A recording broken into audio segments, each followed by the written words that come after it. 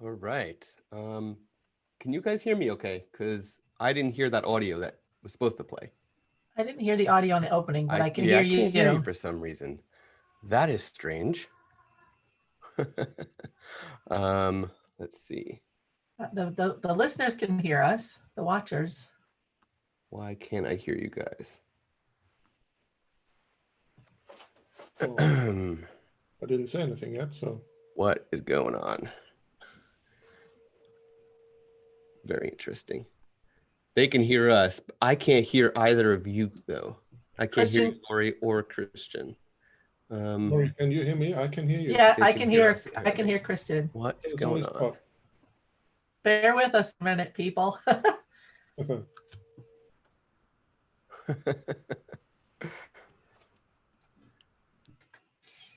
Oh, there we go. All right, good. Now we're back. Okay. Okay, awesome. I just had to disconnect the headphones and put the headphones back. Okay, well, that was a good start to this. Did you guys actually hear the audio with the introduction play? Because I didn't hear a thing. I didn't. I did not. All right. No audio. There was no audio on intro from our people either. I'm gonna do it again just to see if it works this time because I don't know what just happened, but right. I'm gonna do it again. Let's see what happens.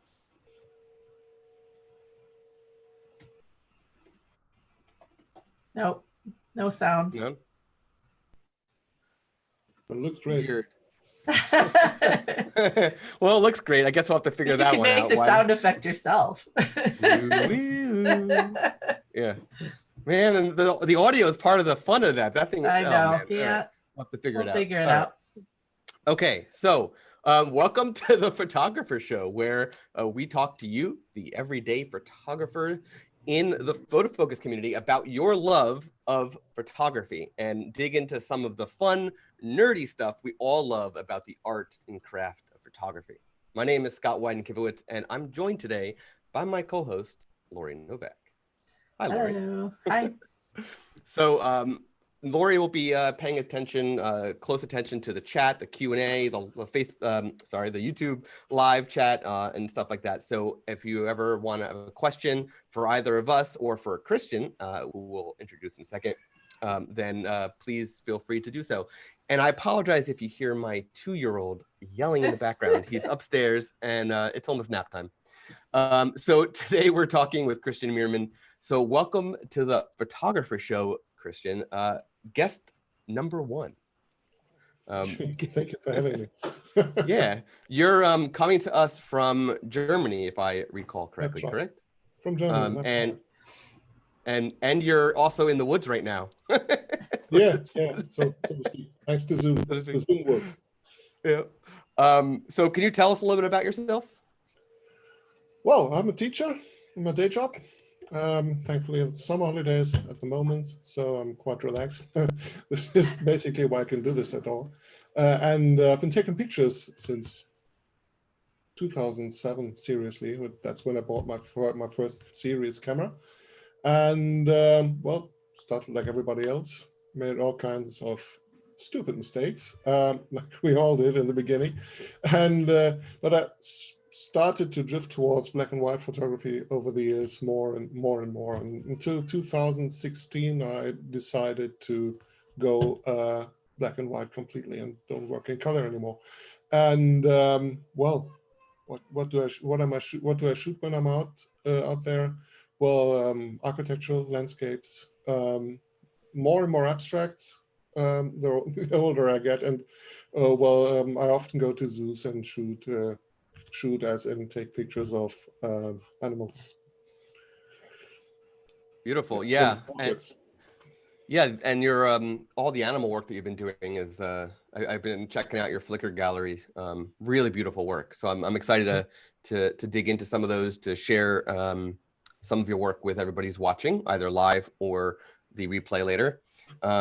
So if you are watching live, again, there is a Q&A section. There's a chat. You're welcome to chat on either in the Zoom webinar or on YouTube. If you're watching the replay, please leave a comment, share any thoughts you have. If you want to share anything with Christian or with any of us, you're welcome to do so.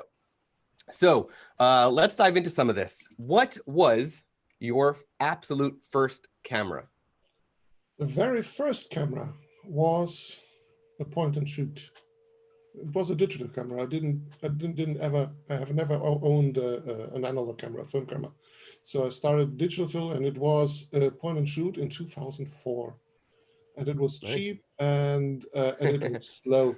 It was really slow. We are talking about a lag of up to 1 second between pressing the button and taking the picture. But the lens was good. But of course, it didn't take long until I decided that I needed a replacement, really.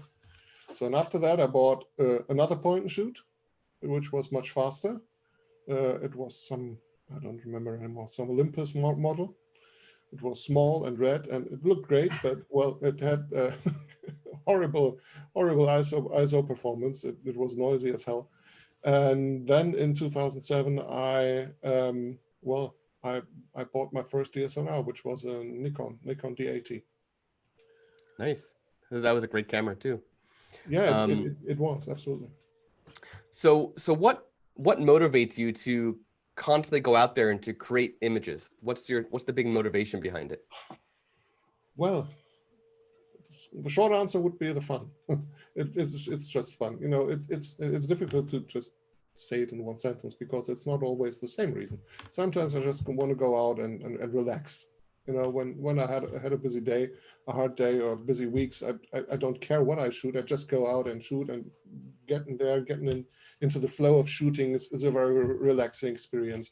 On other days, I'm really keen on getting certain results. For example, when I go to zoos, you know, for example, there's, as you probably well know, there is not every animal in every zoo. So I plan to when I plan to get photos of a certain animal, I have to figure out which zoo to go or where to go, and what are the best times to be there.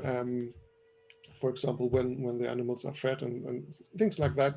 And then I'm really focused on getting results, and and all kinds of stuff in between. Sometimes I'm motivated by meeting with friends and shooting together with them, stuff like that.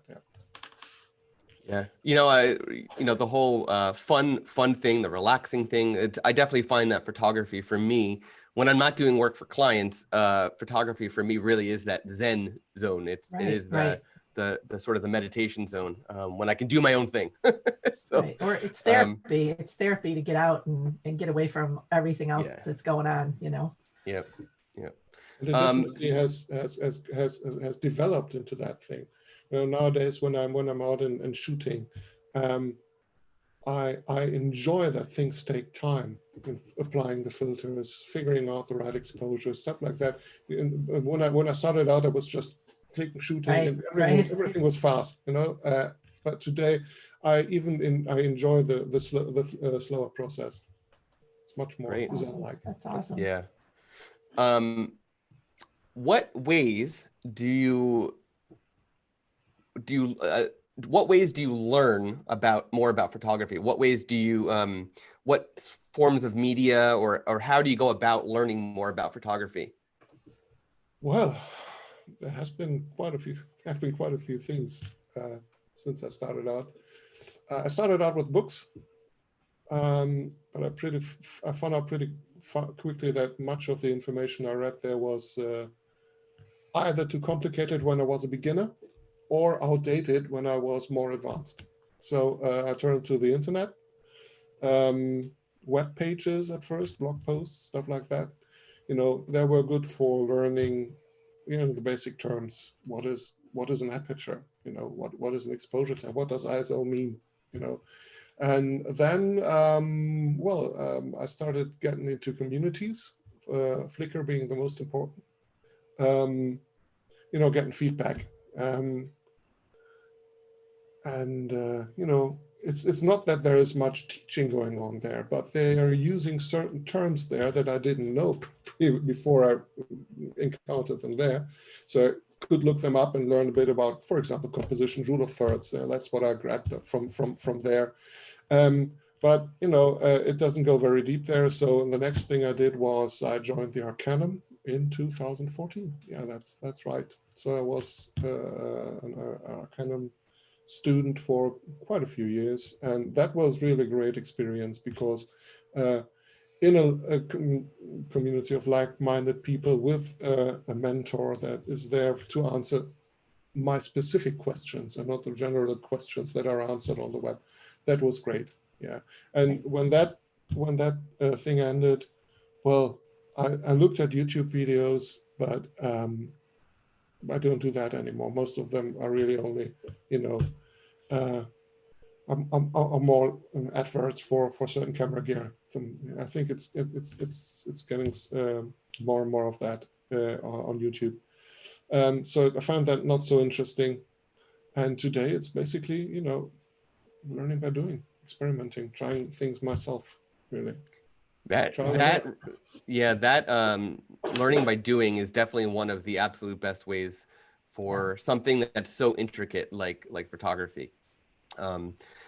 So yeah, you've tried a lot, and you continue to do a lot, and that's good. One of the things that you mentioned was checking out blogs, right? So Photofocus, for example, is a website that offers tutorials on a variety of things. So I wanted to take a quick moment and share that Photofocus is now 21. They're hosting this incredible contest for their 21st birthday, and it is free to join at photofocus.com/celebrate. The current prizes include Luminar, Aurora HDR, and Plotiverse. And the prizes change every month. So for the 21st birthday, there's an ongoing contest that changes every month. So check that out. Okay, so how has photography changed the way that you see the world since you started in 2000? You said 2004, right? 2004. Well, seriously, in 2007. So, before that, it was only birthday parties.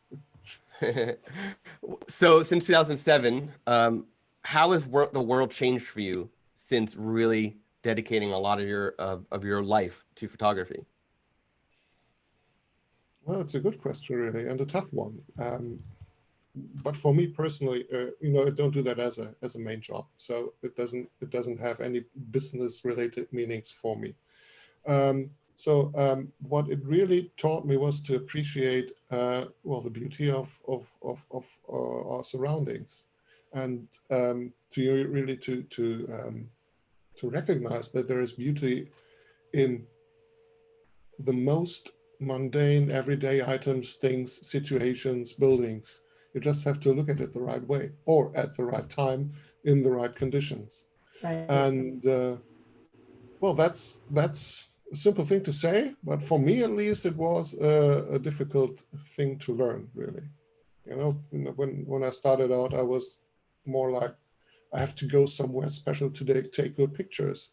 And that definitely has changed, because you can walk out of your door and start photographing. There's beauty everywhere. Great. Yeah.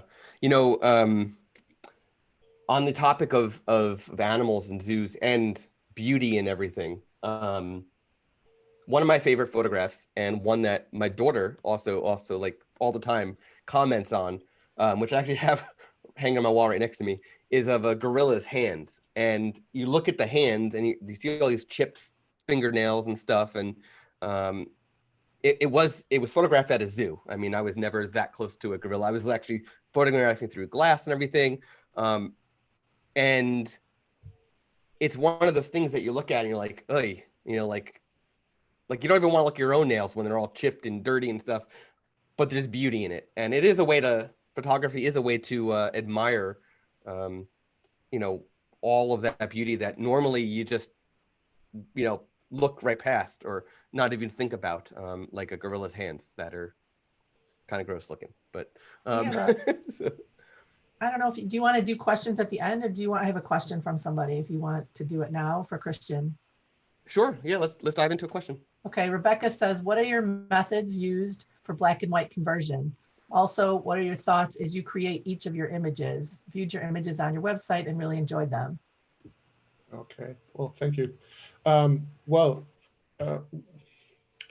Methods used for black and white conversions. Of course, they've changed over the years.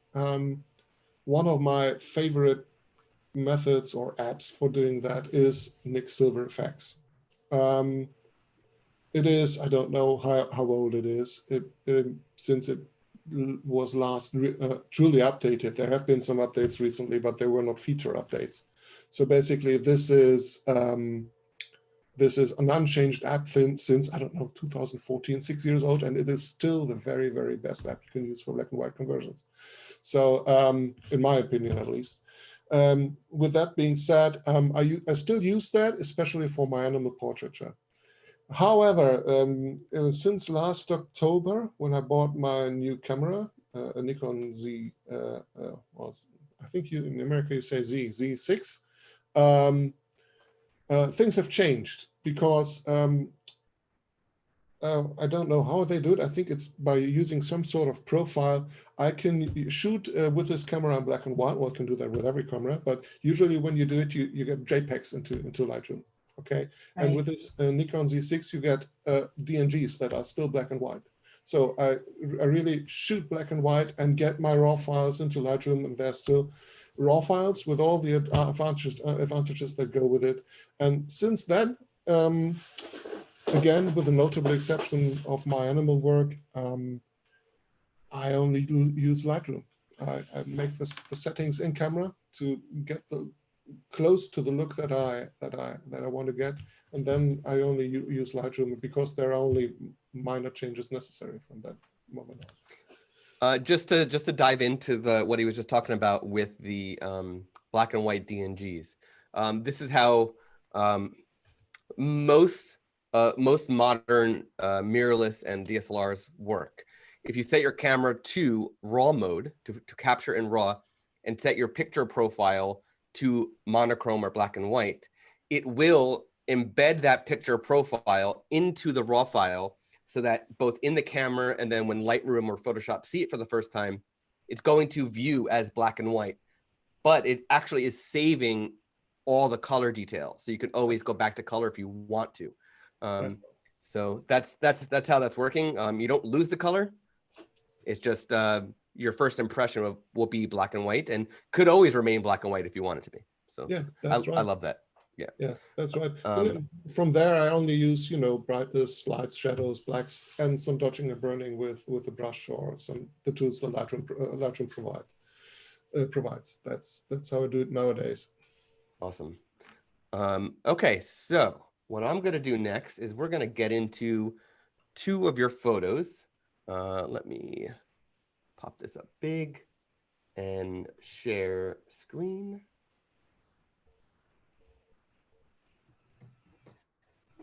All right. You should see hopefully you guys, maybe I'll give it a minute and see what YouTube catches up, but we should just see just the image. Okay. Yeah, it's pretty big delay. So this it is. This photo, what made you stop to create this one of this bird? The thing about this kind of shots is, I take them with my super tele zoom lens. It's a 150 to 600 lens, so it has a pretty big range. So the thing is that I'm not exactly sure what results I'm going to get, because that bird is very small. And it was relatively far away. I didn't see all that detail when I took the picture. So what I do is I shoot it anyway. I don't think too much while shooting. I just assume that there is beauty in an animal, so I photograph it. And then the rest comes later in Lightroom or in Photoshop and in Silver Effects when I process this image. So the question is not so much what made me photograph this bird, but the question is what made me decide to make the effort and edit it this way. So because I only see the beauty of it when I see it on screen, really. For me, it was really the pose of the bird, that it had the beak was slightly is lifted slightly upward. And of course the sun star in the catch light. That's where the catch light in the eye. I think that's of course making that of course makes the image special. I think when I photographed this bird, I took 5 or 6 images, but this was the only one with a catch light, and of course that's the one I well chose to edit. And you know, the rest of it, of course, is it's more of a low-key approach. There's a lot of mystery and elegance that comes with that. You know, the way the bird emerges from the shadows on the right-hand side, that adds a lot of the appeal that the image has, at least in my mind. And of course, when you photograph a bird, you have to have detail. Right. You can't photograph feathers without the image being Right. tack sharp. And Yeah. that photo has all of it. And yeah, that's why I decided to go with it and make it what it is. You know, it's interesting because you're talking a lot about the eye and the feathers, and you mentioned the beak. To me, and again, this is just the fun of photography. Everybody sees something different or admires a certain part versus others. To me, how worn and textured the beak is my favorite part of this photo, and how it stands off that really dark black background.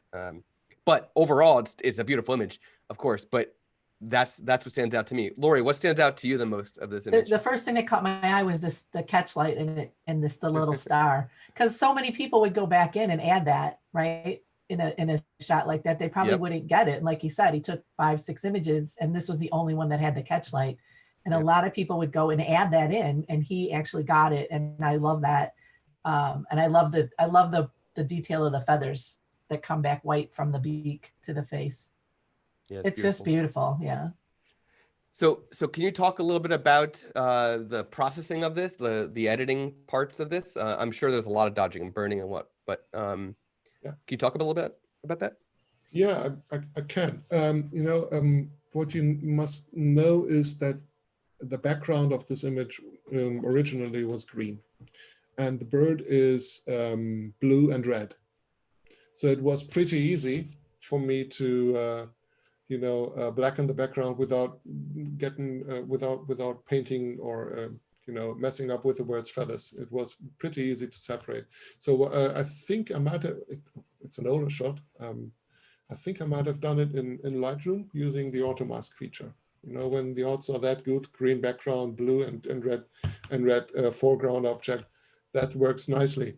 So I do that in Lightroom, which means that I use my brush tool, activate auto mask, and I basically said, push all the sliders to the left. Exposure, blacks, whites, lights, you know, everything to the left. And because Lightroom cannot paint black, it can only darken or brighten. So I do that. And when I'm done with that, when I've got a beautiful mask this way, so the background usually is not completely black.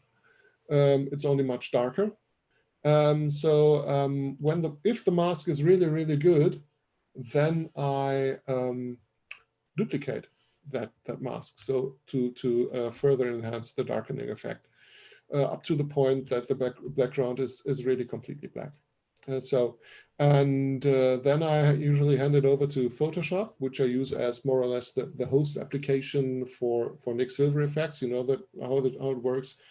I don't do much, if anything at all, in Photoshop. I just convert the image to a smart object and then launch Silver effects so that I can re-edit things there later.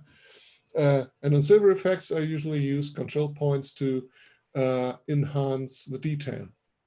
Not so much the lighting, it depends on the image,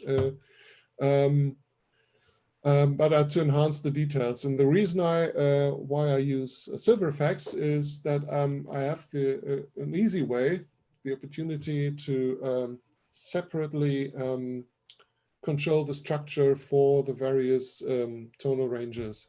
I can set the structure for the darks separately from the structure of the brights or the midtones.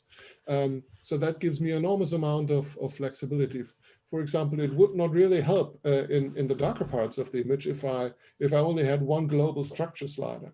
That would bring out much more detail on the right-hand side of the image that I want there, because I wanted to fade it to black there. I don't want any detail there. So what I can do for an image like this is I can lower the detail in the shadows and pump up the detail in the highlights, and that helps a lot. And then I use control points to also bring out the detail in the beak. Then, well, when everything's to my liking, I usually use another control point to specifically edit the eye to bring out detail there. I hand it over to Photoshop, where I then remove any kind of halos that silver effects might have introduced. And when that's done, I hand it over back to Lightroom, where where I add the finishing touches. For example, I used a gradient from the right, coming in from the right to darken that the bird. You know, previously I'd only darkened the background, and this and using these gradients in Lightroom, I make the bird in this case fade in from the black. So that's in a nutshell, more or less, my workflow for this image. How much time about would it take you to do something like this? Do you spend? Oh, for this image, I think it didn't take so very long, because the original image was relatively easy to process. You know, right. As I said, the background was nicely separated from the bird itself. There was not much work there, really. That's what takes the longest. You know, right. If you've got a yellow lion in front of a beige rock, that's what takes hours. Right. If it's possible at all. You know, but in this case, well, it worked really nicely. The thing is, I usually take some weeks, you know, before I put an image like this out there, because you know, to put it aside, let it rest, look at different things, because when I then come back to it, I've always find some more minor enhancements and improvements that I make until I find it's ready for you know, to bother the world with it. Right. Right. Yep. So let's move on to the second image we want to talk about. This is one of those images that, again, everybody can look at it and see something different. And my first glance at this is, and I know that what I'm about to say is incorrect, but the first time I looked at this, I thought drone overhead of the ocean, those are rocks, but they're not. Awesome. This is ice. Yeah, correct? This is ice. Yeah, so share a bunch about this one, because I feel like this is one of those that are so interesting that everybody's going to see. Like I said, everybody's going to see something different. Yeah, yeah. That's you know, I was a bit lucky with this image and the other image from that series. You know, it's a part of a series. How many images? 20 images? I don't know, because originally when I was out and about on that day, I had intended to photograph some some old industrial buildings. You know, I wasn't really prepared to do that kind of work. So I went there, and there was that frozen puddle, and it was slightly above 0 Celsius, which means it was beginning to thaw, really. Someone else must have cracked the ice. So it was not only ice, it was cracked ice. And there were all kinds of stones and sticks and stuff like it. It was highly interesting. And for whatever reason, I don't know really why, because I had no, for what I had originally planned, it wouldn't have helped me much, but I had it anyway. I had my macro lens with me. So, and yeah, so that's that. I found that pool and I forgot my buildings and photographed that ice, you know, and it's one of these images that, you know, usually they say the photographer makes the image, and there's a lot to be said for that. And that's so completely true. But, you know, when we're not talking about photography, but about cooking, everyone says a cook is just as good as his ingredients are. And I think at a certain point, a photographer is only as good as his camera allows him to be. For example, this is one of the images that I wouldn't have been able to take with my old DSLR. you know, because I had basically, first of all, I took insanely high ISO settings. For you know, it was not overly bright. It was in winter. It was overcast. So an ISO of I don't know 3,000, 4,000, 5,000. I had to use that. So I needed the ISO performance. The next thing is with my Z6, it has that IBIS 5 stops of image stabilization. So because I just really had to, you know, use the flipping screen or tilting screen that I didn't have before, and really with outstretched arms had to try to compose the shot and get it. It wouldn't have been possible with my old system. So I was lucky, first of all, that I had my macro lens. I was lucky that I had my camera, and well, that I found the tool with the eyes in the first place. And well, originally I had intended it to be an abstract shot, you know, just eyes and structures, beautiful enough, really. That's what I had in mind. And then when I looked at the images on the computer, I found it was a bit like looking up into the sky and seeing things in the shape of the clouds. Yeah. So I thought, well, you cannot see my mouse now, but I thought that the things, there are two things that might be eyes. Yeah, and there's another thing. Yes. Yeah, that's right. And there's another thing that might be some kind of beak, for example. Right. So yeah. So the next thing that came to my mind was, well, that's the famous ugly duckling. So, and from that moment on, you know, then I saw something that could act as a body, and then one thing that could act as a wing.